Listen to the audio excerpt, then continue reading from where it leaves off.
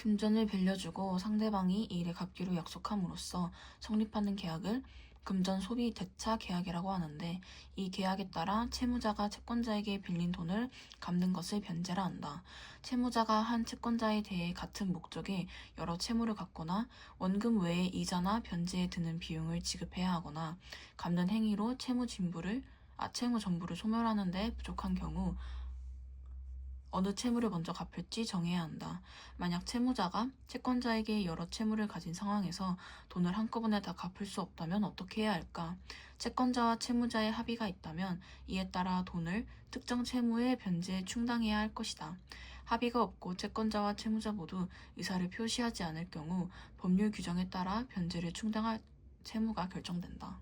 법률 규정에 따르면 첫째, 이행기가 도래하지 않은 채무와 도래한 채무 중 도래한 채무의 변제에 돈을 충당한다. 예를 들어 갚기로 한 날이 도래하지 않은 채무와 갚아야 할 날이 지난 채무가 하나씩 있다면 후자의 돈을 먼저 충당하는 것이다. 둘째, 채무의 이행기 도래 여부의 차이가 없다면, 즉 모든 채무의 이행기가 도래했다거나 도래하지 않았다면 채무자에게 이익이 큰 채무의 변제에 돈을 먼저 충당한다. 만약 채무자가 대출 금리가 다른 여러 채무를 갖고 있다면 대출 금리가 높은 채무를 먼저 갚는 것이다. 셋째, 대출 금리 등 변제로 인한 이익이 같은 상황에서 채무의 이행기가 모두 도래했거나 도래하지 않은 경우 이행기가 먼저 도래했거나 도래할 채무의 변제에 돈을 먼저 충당한다. 만약 채무 두 개가 모두 갚을 날이 지났다면 갚아야 할 날이 더 오래된 채무를 갚는 것이다. 넷째, 이행기 및 이익과 관련한 사항이 같으면 채무액에 비례하여 각 채무의 변제에 돈을 충당한다. 한편 채무자가 원금뿐 아니라 비용 및 이자도 지급해야 하는 경우에는 총비용, 총이자, 각 채무의 원금 순서로 변제에 돈을 충당해야 한다. 비용은 특별히 다른 의사표시가 없을 채무자가 부담하지만 주소 이전 등 채권자의 행위로 인하여 변제 비용이 증가했다면 그 증가액은 채권자가 부담해야 한다. 또한 금전에 대한 채무의 변제는 채권자의 현 주소에서 해야 하고, 회사에 대한 물건 공급 등 영업에 관한 채무의 변제는 채권자의 현 영업소에서 해야 한다. 변제는 채무자가 하는 것이 원칙이다. 그러나 채권자 입장에서는 제3자에게 변제받아도 상관없을 수 있다.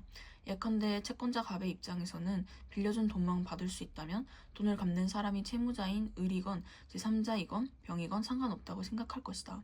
제3자가 대신 변제하면 제3자가 채무자에게 채무의 상환을 요구할 권리를 행사할 수 있게 되기 때문에 병이 을의 대출금을 대신 갚으면 을에게 채권자로서의 권리를 행사할 수 있게 된다.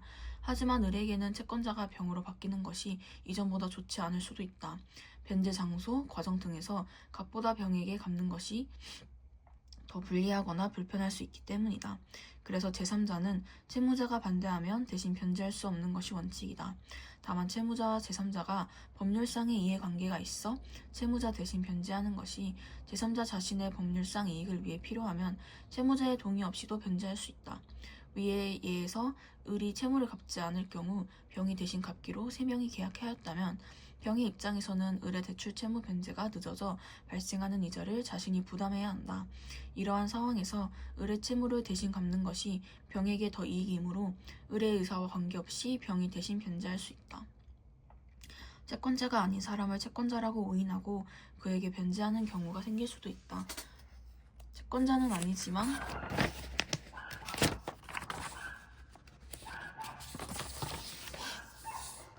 채권을 사실상 행사하는 자로서 채권자라고 믿게 할 만한 외관을 갖춘 자를 준점유자라고 하는데, 여기서 외관이란 권리자인 것처럼 보이게 하는 증표들로서 생김새, 신분증 등을 의미한다.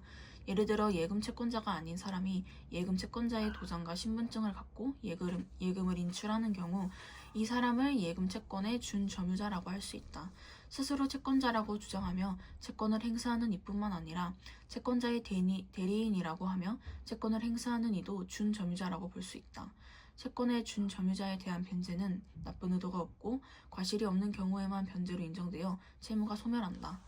예를 들어 채무자가 준점유자에게 변제할 때 준점유자를 실제 채권자라고 믿고 그렇게 믿는 과정에서 잘못이 없었다면 그에게 변제를 하더라도 채무가 소멸하는 것이다. 금전 소비 대차 계약은 기간을 정해두고 그동안 이자를 받는 경우가 많다. 만약 이행기가 도래하기 전에 채무자가 미리 원금을 변제하려고 하면 어떻게 될까? 일반적으로 정해진 기한보다 빨리 갚더라도 남은 계약 기간 동안 내야 할 이자도 함께 갚아야 한다. 돈을 빌려줄 때는 대개 갚는 기한이 정해지는데 이 기한이 도래하지 않아서 그동안 채권자와 채무자가 받는 이익을 기한의 이행기라고 한다. 채무자는 이행기 전까지 원금 상환에 대한 도촉을 받지 않고 원금을 사용하는 등의 이익을 얻고 채권자는 이자 수익 보장 등의 이익을 받는다.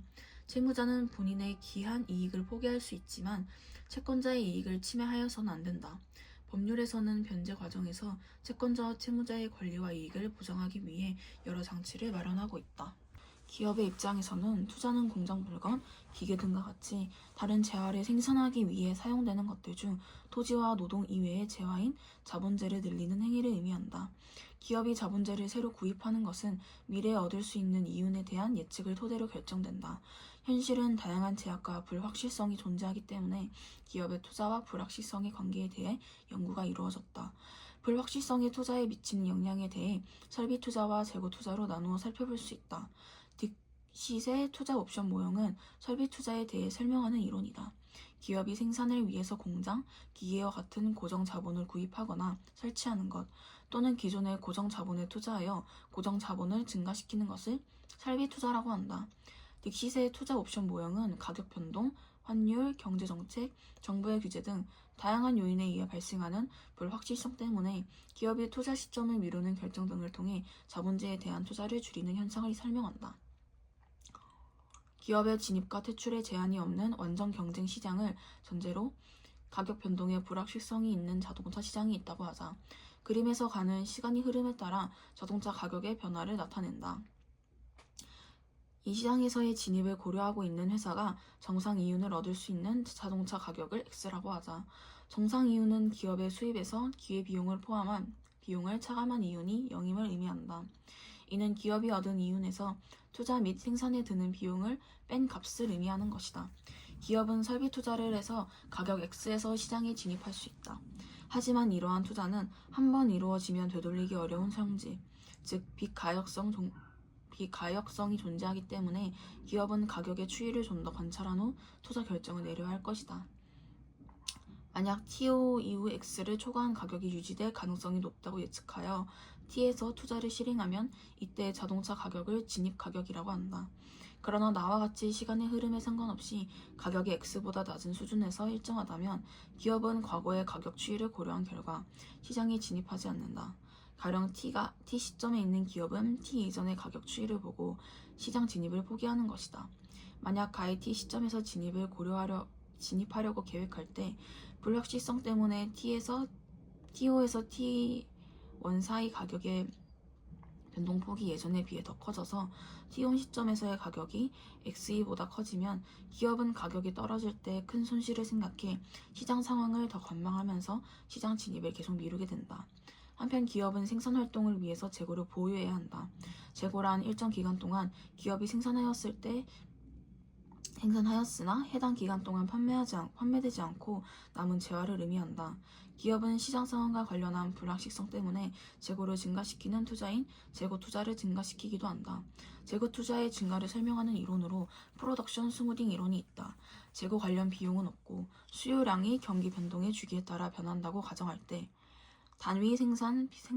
단위당 생산 비용은 어느 수준에 도달하면 생산량이 늘어날수록 체증하기 때문에 불확실성으로 수요가 증가하는 경우가 생길 수 있음이 예상되더라도 기업에서는 한 번에 많은 제품을 생산하는 것보다 일정 생산량을 여러 번에 걸쳐 생산하는 것이 유리할 수 있다.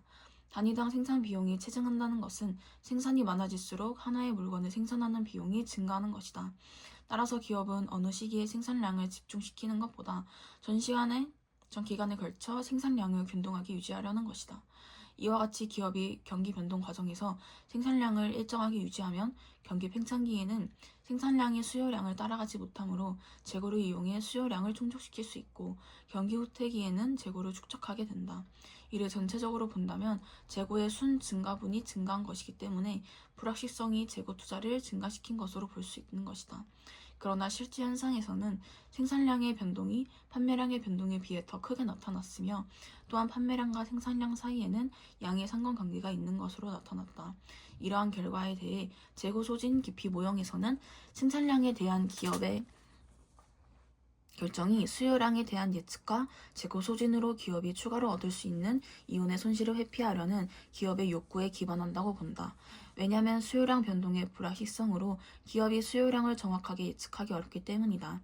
이 모형에 따르면 기업은 수요량이 적을 것으로 예측하면 적게 생산하고 수요량이 많을 것으로 예측하면 많이 생산한다. 만약 기업이 수요량을 잘못 예측해 수요량보다 적게 생산하여 재고가 모두 소진되면 기업은 가능했던 수익을 실현하지 못할 뿐만 아니라 장기적으로 시장 점유율이 하락하여 장래의 판매 경쟁에서 불리해질 것이다. 따라서 수요가 증가할 때 재고 소진을 우려하는 기업은 예상되는 수요의 증가에 따라 생산을 늘려 재고를 투자를 확대하게 되는 것이다. 기업의 투자에 있어서 불확실성은 투자에 영향을 주고 투자는 경기 변동에 영향을 미치는 요소다. 따라서 불확실성이 투자에 미치는 영향을 실증적으로 분석하고 이해하는 것은 경제정책 수립과 경기 변동에 대해서 이해하는 데 도움을 줄 수 있다.